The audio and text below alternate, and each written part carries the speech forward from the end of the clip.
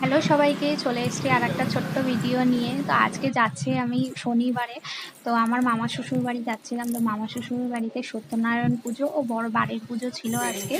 তো সেখানে গিয়ে আমি কিছু হেল্প করে দিলাম তাদেরকে, যেটুকু পেরেছি সেটুকু করে দিয়েছি। আর এখানে এই যে ঠাকুরমশাই ১ম এ পুজো করছিলেন, তারপরে এরকম হাত দিয়ে কি আচমন না কি বলে সেটা করছিলেন। কারাগারে বন্দী তারপরে রয়েছে গিয়ে সুরজামাই ঠাকুরমশাই এখানে কিছু পুজো কইব করে গিয়ে হইল তারপরে গিয়ে আরেক নির্বাচন জায়গায় হচ্ছে কারাগারে আ বন্দী রবে মঠ ছিল, সেখানে গিয়ে কই পুজো দেখি করে একটু, এসছে সন্ধ্যা আরতি। দেখবি তারপরে একটু? গিয়ে বড় ঠাকুরের পুজো করেছে। আর এই যে আমার ছোট্ট দেওর বঙ্কু ওর নাম, ও হচ্ছে ওকে এরকম প্রত্যেকবারই সে হচ্ছে কপালে ফোঁটা পড়াতে গিয়ে অত বড় করে একটা টিপ দিয়ে দেয়।